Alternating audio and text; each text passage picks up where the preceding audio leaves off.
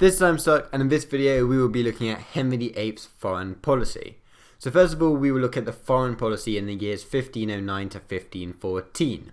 Now this is because Henry VIII's reign began with a contrast between himself and his councillors. Now while Henry VIII advocated an aggressive foreign policy, his councillors pushed for the continuation of peace. Now by pushing for the continuation of peace, in 1510 his councillors negotiated the renewal of the Treaty of Étape, which was previously signed in Henry VII's reign. Henry VIII's different views were confirmed, however, when he sent the Archbishop of York, Christopher Bainbridge, to Rome so that he could join Pope Julius II's Holy League. Now, England joined the Holy League in 1511, and the Holy League was an anti-French alliance consisting of England, Spain, the Holy Roman Empire, Venice, and the papacy. Now, as part of the Holy League alliance, Henry VIII sent an army of 10,000 under the leadership of the Marquis of Dorset to France in 1512. Nevertheless, he achieved very little, with the only result of demoralised troops and an increasing expenditure, which was a lot of money being spent. Now, King Ferdinand of Spain, however, used this as a diversion as he conquered Navarre. Now, the ultimate result of this was one of embarrassment for both England and Henry VIII, as Spain had used this as an advantage, whereas England were left embarrassed. However, later on in 1512, Henry VIII turned to Wolsey to organise a second expedition, and in 1513, Henry led an army to northeastern France. Now, this was deemed as a success when the English won the Battle of Spurs. Now, this meant that they captured the towns of Tournai and Terouanne, and this was left under English control after Wolsey negotiated the Treaty of Saint-Germain-en-Laye in 1514. Now, this also gave Henry VIII an annual payment for agreeing to give up the claims to the French throne. Now, Tournai was eventually sold back to France for a fee less than what the English had paid in reconstructing it, however, and the renegotiated pension from the Treaty of Étape was also lost. Now, although a further campaign was contemplated in 1514, it was abandoned when Ferdinand and Maximilian made separate peace treaties with France. However, the real big event of these early years actually took part in Scotland when Henry VIII was out of the country. So when Henry VIII was in France in these expeditions, the Scots, who had signed a treaty with France in 1512 and always had an alliance called the Old Alliance, led an army to the northeast of England.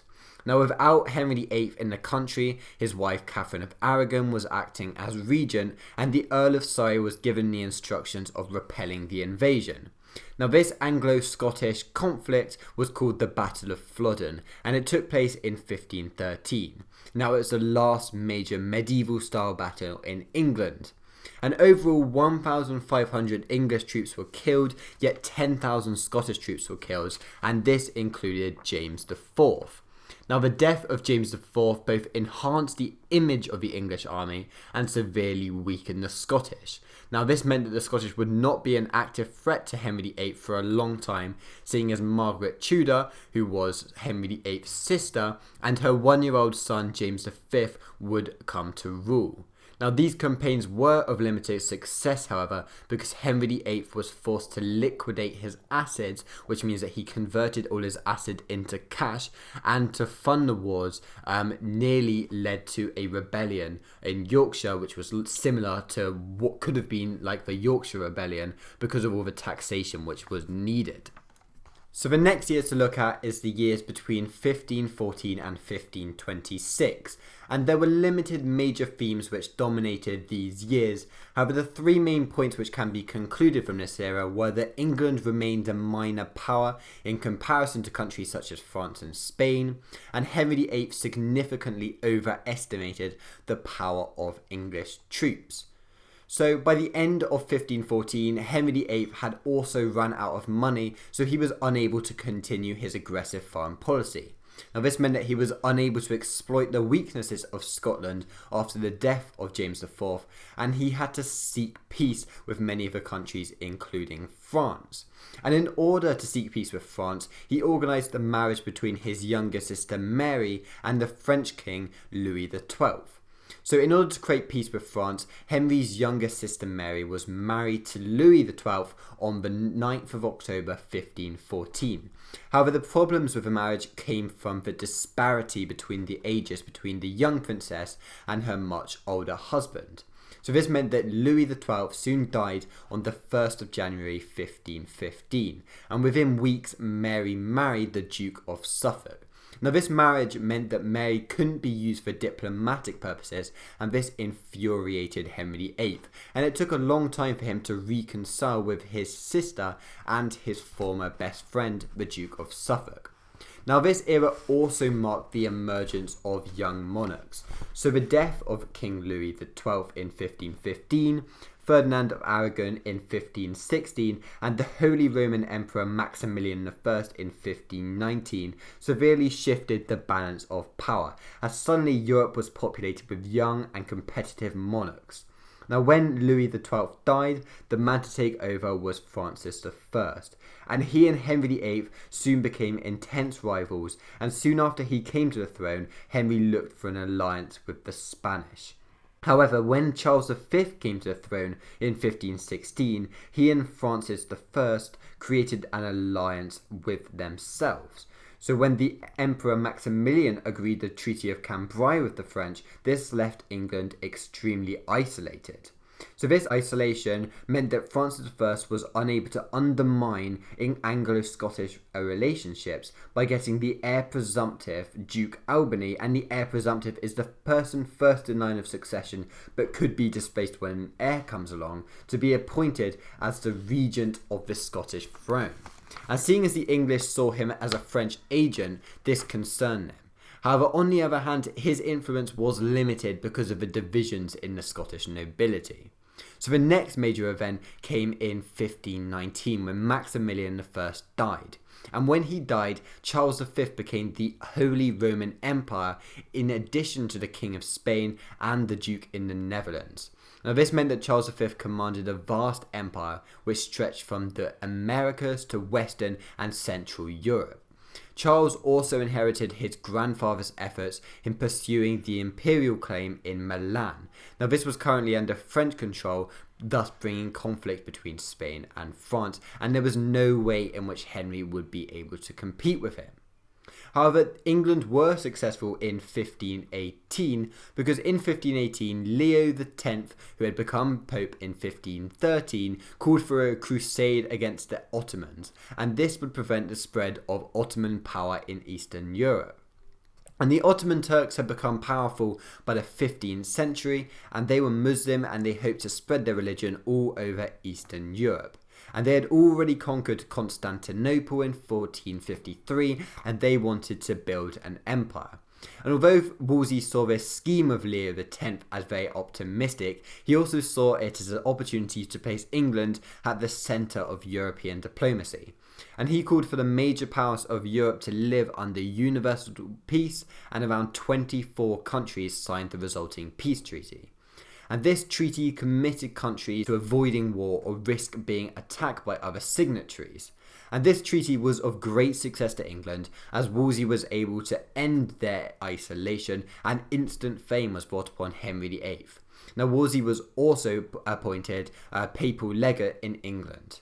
So Henry and Wolsey were able to play out their rules as power brokers in Europe until Charles, as we've mentioned before, became the Holy Roman Emperor and became this massive figure. So after 1518 though, the relationships between England and France had started to improve, and England had agreed to return Tournai to France, and the French would compensate them with a pension. Now the French would also keep the Duke of Albany, who was the heir presumptive and who was being kept in Scotland, but now they would keep him out of Scotland to ensure peaceful relationships between Scotland and England. Now the French were most worried about the rise of Charles V, and this encouraged them to enter into these peaceful negotiations with England. And this diplomacy was reinforced with the expensive diplomatic encounter at the Field of the Cloth of Gold. Now the Field of the Cloth of Gold was a 2-week meeting between Henry VIII and Francis I, which took place near to Calais, which was under English control. And each king was accompanied by an extremely large retinue, and they set up in a lavishly decorated pavilion. Now the event cost Henry VIII around £15,000. Now there were some tensions, however, when Henry VIII lost a wrestling fight against Francis I, and in diplomatic terms, the results from the event were minimal. And in August 1521, Wolsey negotiated the Treaty of Bruges with Charles V. Now this had a number of advantages, including the possibility of improving relationships with the Pope, who wanted to decrease French control in Italy, the possibility of gaining land in France, and the marriage between the Emperor of Spain and Henry VIII's young daughter, Princess Mary. So after the treaty with Charles V, Henry VIII promised to send a great army into France of 30,000 men. However, this appetite for war proved costly, and Wolsey was still soon demanding revenues from Parliament, who were reluctant to give extraordinary revenue, and the Church. He also set up a national survey in March 1522 to see how much tax people could pay. Now, on May 1522, the Earl of Surrey invaded the northern areas of France, but the effects were minimal. So the next year, Wolsey called for more money for the grand invasion of France. And this meant that in the summer of 1523, under the command of the Duke of Suffolk, 10,000 men sailed into Calais with the objective of invading Boulogne. Nevertheless, Henry and the Cardinal urged him to march upon Paris, and ultimately the Allies were captured and were forced to flee from danger. Victory, however, came in 1525 when the Spanish Imperial won over an overwhelming victory in the Battle of Pavia. Now, the Battle of Pavia was part of the recurring Italian wars where both France and Spain and the Holy Roman Empire saw Italy as their main strategic focus. And in the Battle of Pavia, the French king was taken prisoner and much of the nobility were killed. Now, after the battle, Henry VIII proposed another grand coalition with Spain to invade northern France, yet Charles V was unwilling to share the victory, especially as he didn't require the support from Henry VIII anymore. However, Henry and Wolsey did try to earn money for a further campaign by introducing the amicable grant, which we talked about in our government video last time. Now, the people of England, however, were tired of war, which was only being used for the king's own benefit, and this is why they revolted against this taxation. Now, the aftermath of the Battle of Pavia had three major consequences. First, Henry was forced to back down, and his ego was therefore bruised. Charles V soon after rejected the marriage which he had previously agreed with Princess Mary, and Wolsey was never really able to recover from this domestic failure of the amicable grant, which would later lead to his downfall, as well as the failure to secure a divorce from Catherine of Aragon. Now, the fracturing of the Anglo-Imperial alliance led Henry and Wolsey to a pro-French foreign policy. So this meant that Henry offered support to the League of Cognac, which was set up by the Pope to fight against the excessive power of the Emperor held in Italy after the Battle of Pavia. And along with the King's Great Matter, which we'll talk about soon, this exacerbated the relationship between Henry VIII and Charles V. So next we will look at the time between 1527 to 1540 and the failure of Henry VIII to resolve his Great Matter by diplomatic means, and the Great Matter is basically his wish for a divorce from Catherine of Aragon, emphasised the way in which Henry remained a minor power in Europe. And due to their weak position, Henry and Wolsey made an anti-imperial alliance with the French at the Treaty of Amiens in 1527. Now, Wolsey tried to pressurise Charles V when he introduced a trade embargo on the Burgundian lands. However, this failed and it only created widespread unemployment and social issues in England. Now, meanwhile, Charles was continuing to improve his strength when he was victorious over the French in the Battle of Landriano in 1529. Now, Charles was therefore dominant over the Pope, and this can be shown by the Peace of Cambrai, which was secured. And the Peace of Cambrai temporarily secured peace in Italy, where Charles V had achieved total dominance. And this also proved the Pope's political dependence on Charles V, which was why he was unable to grant a divorce, as he did not want to upset Charles V, who was the nephew of Catherine of Aragon. So in 1532, Henry tried to consolidate his weak position with an alliance with France. However, France were already in a weak position and they were unable to put any pressure on the emperor. Therefore, Francis I sought to marry his son Henry to the Pope's niece, Catherine de' Medici. Now this meant that Henry VIII was forced to solve his great matter by breaking with Rome, which is an extremely important event, and we will go into more detail in another video. Now, although the Catholic world was horrified, Charles V was preoccupied with the threat of the Ottoman Turks to the Christian Empire and was therefore unable to launch an attack on England. So in order to find a suitable ally, Henry joined the League of Schmalkalden. Now, although Cromwell negotiated with the League, no anti-Habsburg or anti-French alliance was agreed upon. Now, fortunately for England, their position was soon improved with the death of Catherine of Aragon and the execution of Anne Boleyn, which both happened at the start of 1536. Now, this opened up possibilities of a renewed alliance with the Emperor. And there was also the renewal of fighting between the Emperor and Francis I in this year. However, once again, Henry's position weakened when in 1538, Charles V and Francis I agreed to break off connections with England in the Treaty of Nice. Now, Pope Paul III also published a bull which excommunicated Henry VIII from the Catholic Church. Now, this excommunication meant that English Catholics didn't need to obey their ruler. Now, the Pope also sent envoys to France and Scotland to raise a crusade against England. So therefore, there was a massive risk of an invasion from Charles V and Francis I, and this may explain why Henry insisted the publication of the 6 articles in June 1539, which reinstated some clear Catholic doctrines. Now, it also explains the marriage of Henry VIII to Anne of Cleves, who was the Duke of Cleves' sister, and this strengthened England's relationships with the Protestant countries. Now, despite the fact that the marriage didn't last long due to Anne's appearance, it soon became unnecessary when the relationship between Charles and Francis broke down. So this left Henry VIII in a secure position. So finally, we will be looking at the last years of Henry VIII's foreign policy from 1540 to his death in 1547. And in Henry VIII's last years, his foreign policy reverted back to the aggressive foreign policy which characterised his early years.